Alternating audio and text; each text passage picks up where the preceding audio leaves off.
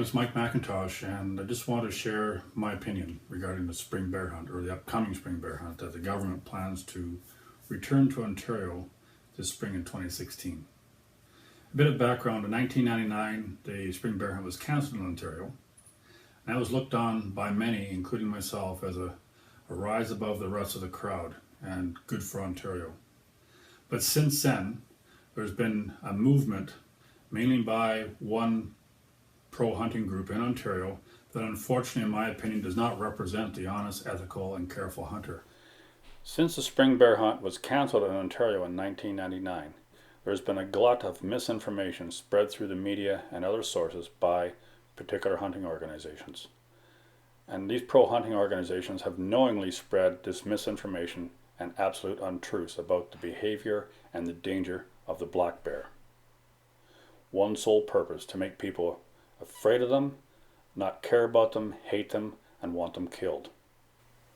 Town councils, city councils, the general public who live in bear country, and the news media have been intentionally misled with false information about the danger of bears that suddenly are roaming through schoolyards, roaming through towns, and asking people to be afraid of walking down their street at night for fear of attack by a bear.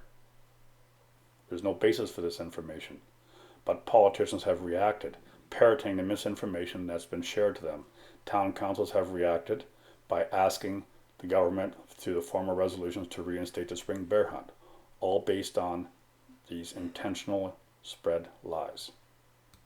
Another result of this misinformation is a poorly educated bear hunter who actually is afraid of the bear he's hunting because of all the hype and the misinformation that's been shared by these pro-hunt organizations. This can result in shots that shouldn't be taken, which even increases the number of wounded bears versus killed bears.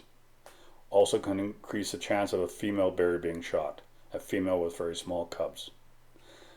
An example of this fear would be a few years ago in northwestern Ontario when a hunter called the police on his cell phone. He was afraid to come down out of the tree by the bait sites because there were still some bears roaming around.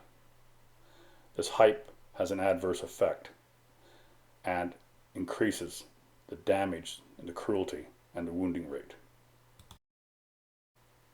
We are watching a bear head across a wetland and then cross a creek quite a distance away. Not till a few weeks later was this bear observed caring for her very small cubs, because in the early spring the cubs are not able to follow their mother. She stashes them in a tree and she goes foraging for food on her own. This is why bear cubs get orphaned, because hunters don't realize this. Hunting organizations have resisted better rules for baiting bears to help minimize this effect and orphan these small cubs who weigh around 2 to 3 kilograms before the 1st of June. When pro-hunting groups state that bear hunters in Ontario do not shoot mother bears with cubs, why would we believe them? They haven't told us the truth in over 15 years. They haven't told the public the truth. They've spread a lot of misinformation. Also, they've sidelined the hunter who tries to do things the right way. They've promoted, by the lack of information, honest information, the other kind of hunter. For the last 16 seasons, bears have been hunted in Ontario for 3 months in the fall. There's been no regulations specifying where hunters can bait or where they cannot. They can set out baits and attract bears close to towns, close to residential areas, across the road from a row of houses. Hunting organizations have resisted any change to these rules. The summer of 2015 was a bad year for bears and resulted in high nuisance rates or bear conflict situations. But in 1991 and 92, that year was at least as bad, if not a little more. And bears were roaming through northern towns of Ontario and causing sometimes damage, but never injuries to people looking for food which wasn't available in the wild. Interesting enough, in 1991 and 92, about 4,000 bears were killed in the springtime because the spring bear hunt was in full effect. Research shows the spring bear hunt will not help reduce human-bear conflicts.